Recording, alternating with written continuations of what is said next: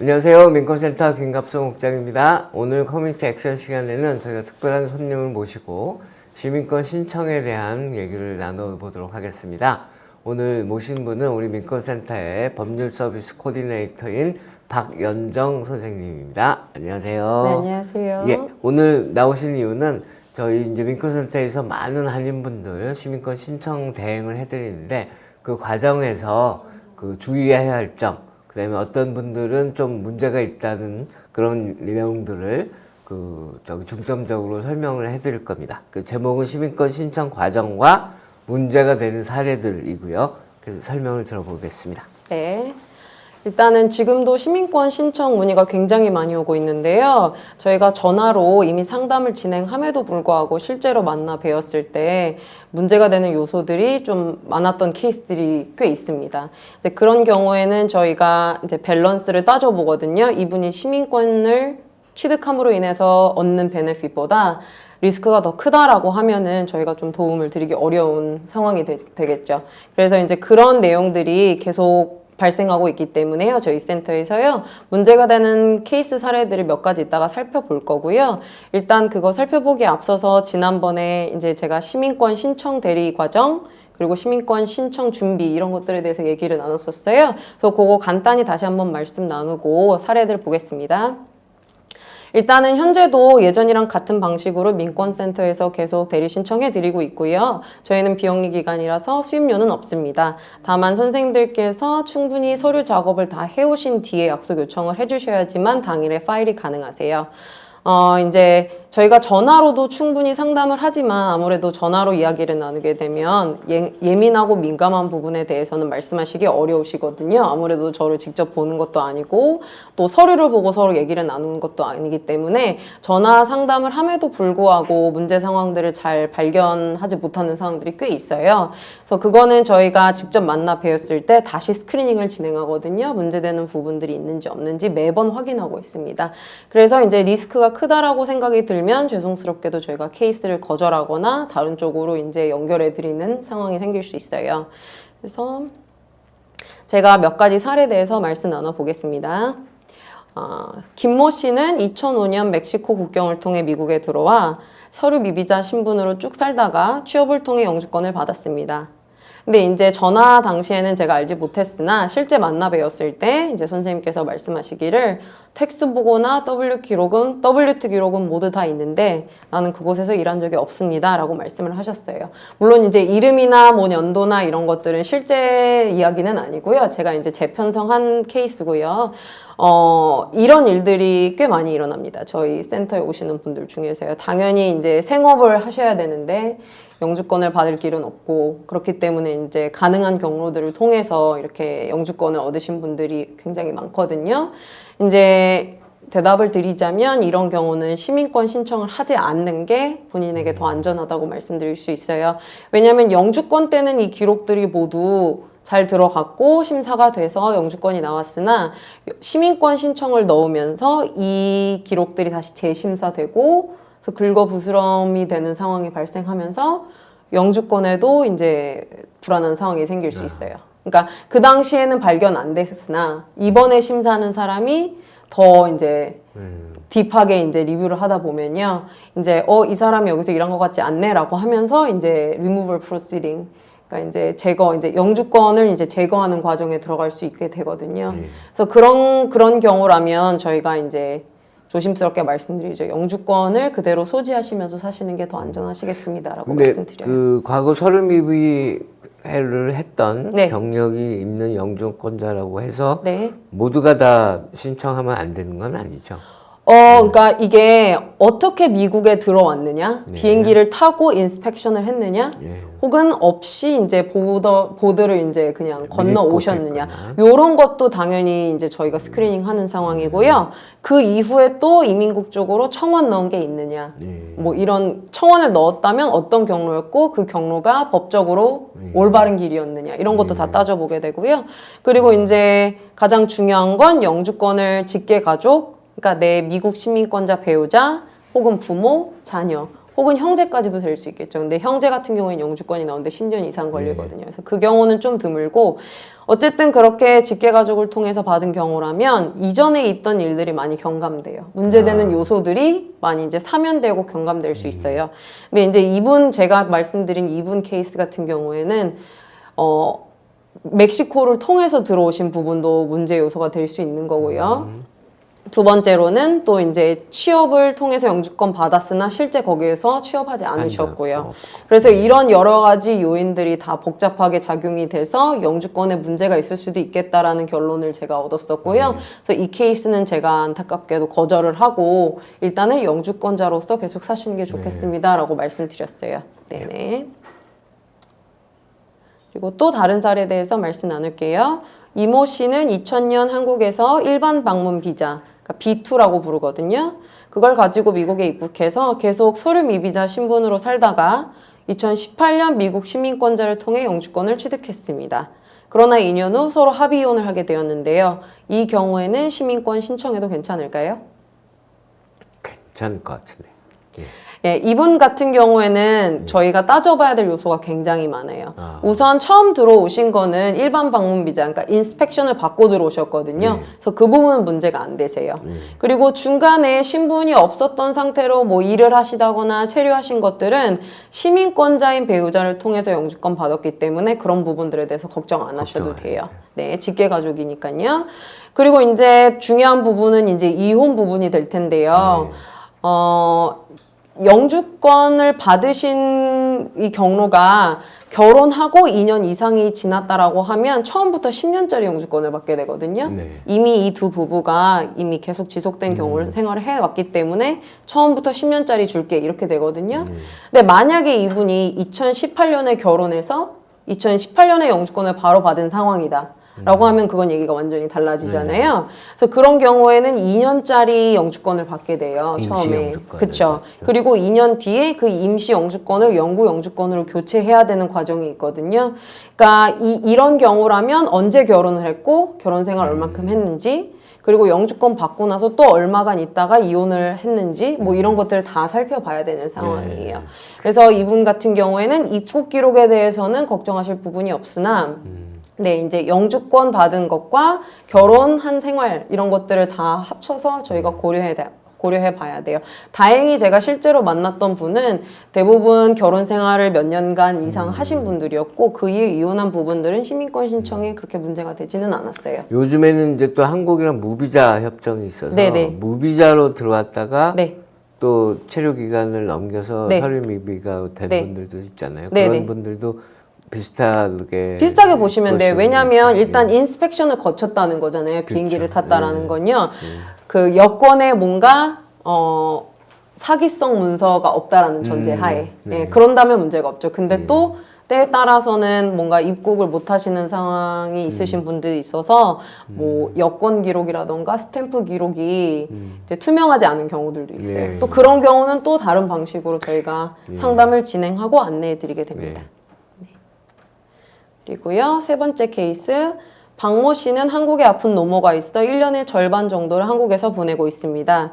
지난 5년간 6개월 이상씩의 여행 기록은 없으나 매해마다 노모를 방문하고 있습니다.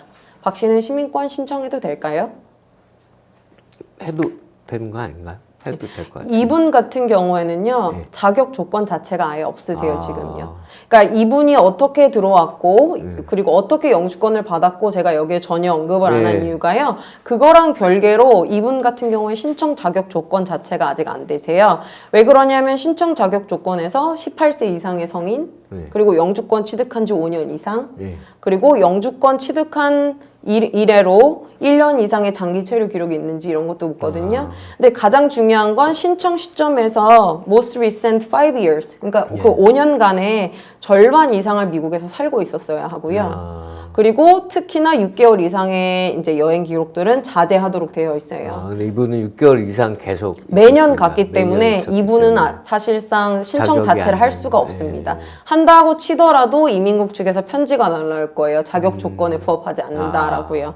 그래서 이분 같은 경우에는 이런 6개월 이상의 장기 여행 기록이 다 빠질 때까지 기다리셨다가 신청하셔야 되는데 6개월 이상이 뭐 얼마나 되는지 혹은 6개월 이하더라도 얼마나 자주 나갔는지 이런 것들 다 따져봐야 되거든요. 그래서 저희랑 전화 상담하실 때 해외 장기 체류 기록이 있으신 분이라면 미리 그거를 꼭 저희한테 알려주시면 네. 이제 필요 없는 부분을 다 준비하셨다가 신청 못 하시는 상황 되면 힘 빠지시잖아요. 그래서 그런 경우에는 저희한테 꼭 미리 언지를 주시면 안내를 해드리고 있습니다. 그리고 이제 다음 케이스는요. 최모 씨는 영주권을 받은 사람으로 2002년 영주권을 받은 사람으로 1990년과 2000년에 음주운전 기록이 2번 있습니다. 한 번은 뉴저지에서 한 번은 뉴욕에서 체포되었는데요. 다행히 두 기록 다 모두 안전하게 디스미스 되었습니다. 이럴 경우 최모 씨가 신청을 하는데 무리가 없을까요?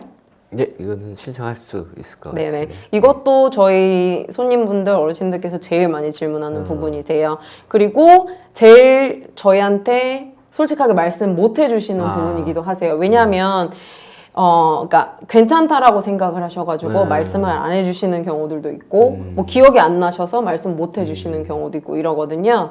근데 일단 어떻게 결과가 나왔든 어떤 경우로 체포가 되었든 무조건 다 저희가 디스클로해야 될 의무가 있어요. 그러니까 얼마나 그 경중이 어느 정도인지 그런 거는 이제 신청하시는 분이 본인이 그거를 판단하실 부분이 아니고요. 네, 그러니까 경중을 떠나서 일단 체포가 되었고 법원에 갔고 그리고 재판을 받았다라고 하면 무조건 이민국 서류에 다 제공을 해야 되고요. 내용도 다 적어야 되고 증거로 다 별첨을 해야 됩니다. 서류를요. 그래서 만약에 한 번이라도 체포되신 기록이 있다라고 하면 본인이 체포됐던 경찰서 혹은 본인이 가셨던 그 코트 가셔가지고 COD라는 거 받으셔야 돼요. Certificate of Disposition이라고 하고요.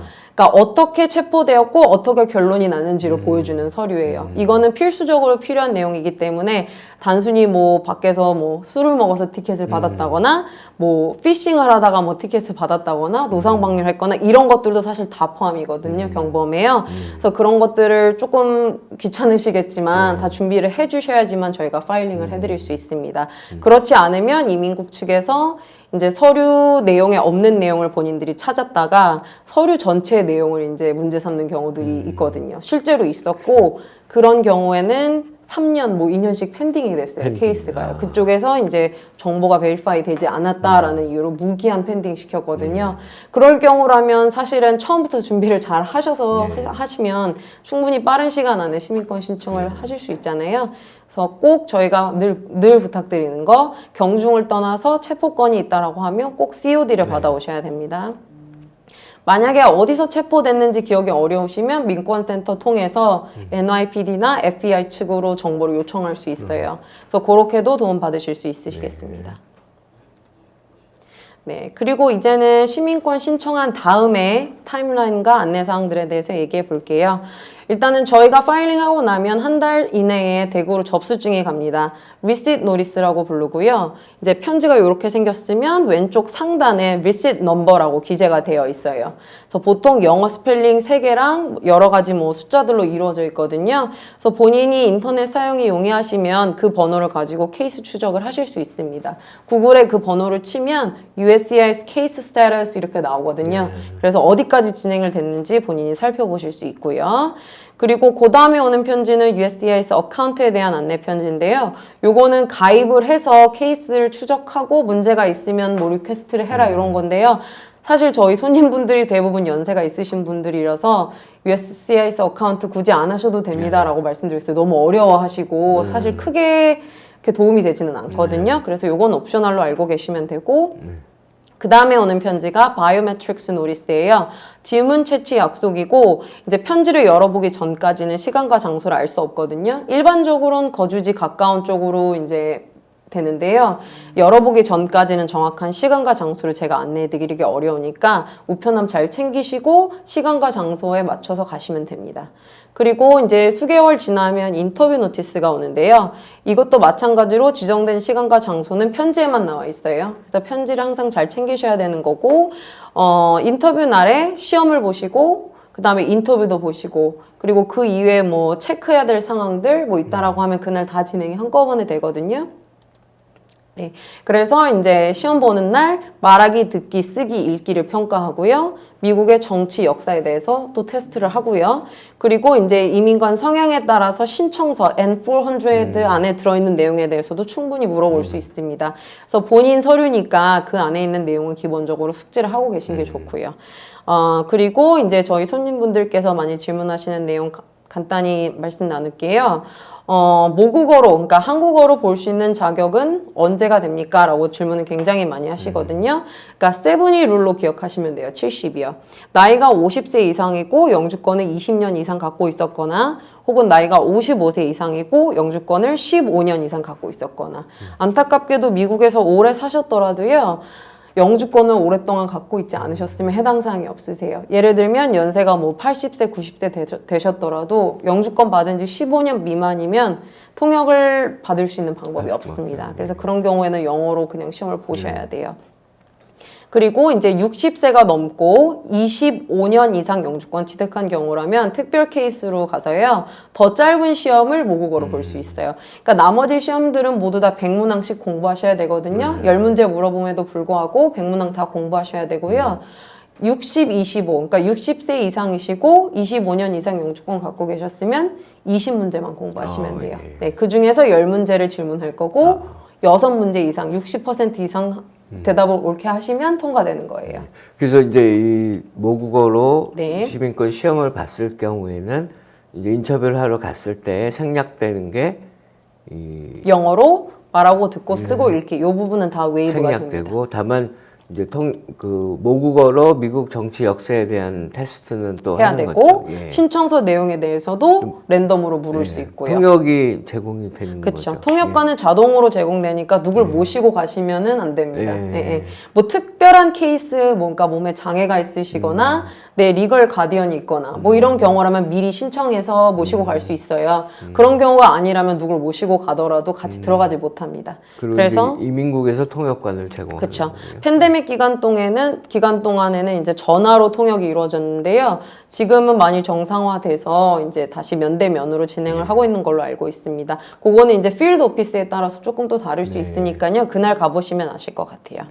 그리고 이거 떨어지면은 어떻게 된다고 설명 네. 안 하신 것 같은데. 예. 네, 1차에서 이제 떨어지시게 되면은 자동으로 2차 인터뷰가 스케줄 되니까요. 굳이 저희한테 알려주시거나 뭐 어디 쪽으로 전화를 하시거나 이럴 필요 전혀 없이 그 우편만 기다리시면 돼요.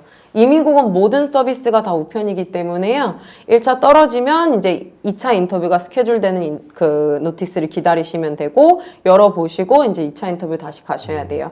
그리고 꼭 안내드리고 싶었던 게 준비가 안 되셨더라도 무조건 1차, 2차 다 가셔야 됩니다.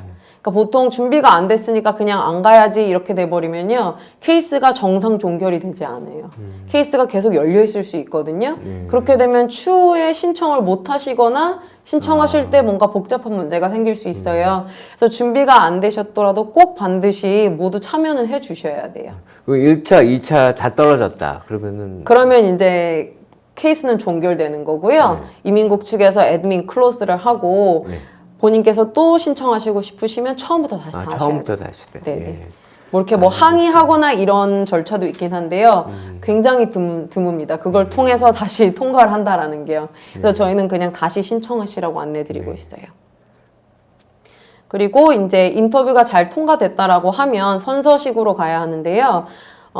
일부 오피스는 같은 날에 선서식을 진행하기도 해요. 다른 방으로 이렇게 모셔가셔서 선서식을 하기도 하는데 대부분은 선서식이 다른 날에 이루어지고 짧게는 뭐 2, 3주 이내에서 길면 몇 달 후에도 선서식이 진행될 수 있어요. 그래서 걱정하지 마시고 우편 기다리시면 선서식에 대한 시간과 장소 안내가 있을 겁니다. 그래서 그때 가셔가지고 기존에 갖고 있던 영주권 반납하시고 시민권 증서 받으시고 시민권 증서를 가지고 거주지 가까운 우체국에 가시면 이제 여권을 만드실 수 있습니다. 그렇게 되고 나시면 이제 뭐 유권자 등록도 하시고 참정권도 가지시고 여행도 자유롭게 다니실 수 있으실 거예요. 재수가 좋으시면 이제 시민권 선사하고 나오면 저희 민권센터 직원들이 테이블 설치하고 그래서 유권자 등록도 받습니다. 저희들이 뭐 20여 년 가까이 그 활동을 해왔는데 그래서 거기서 유권자 등록도 하시면 되고요. 네네. 예. 그렇게 진행하시면 되겠습니다. 그래서 앞으로 또 문의사항이 있으시면 민권센터 718-460-5600으로 연락하셔서요. 보이스 메시지 남겨주시거나 통화가 연결되면 직접 말씀하시면 되겠습니다. 예, 오늘 우리 박연정 민권센터 법률 서비스 코디네이터 모시고 시민권 신청 그 문제가 되는 사례들에 대해서 설명을 들어봤습니다. 저희는 다음 주에 또 다른 유익한 내용으로 또 찾아뵙겠습니다. 고맙습니다.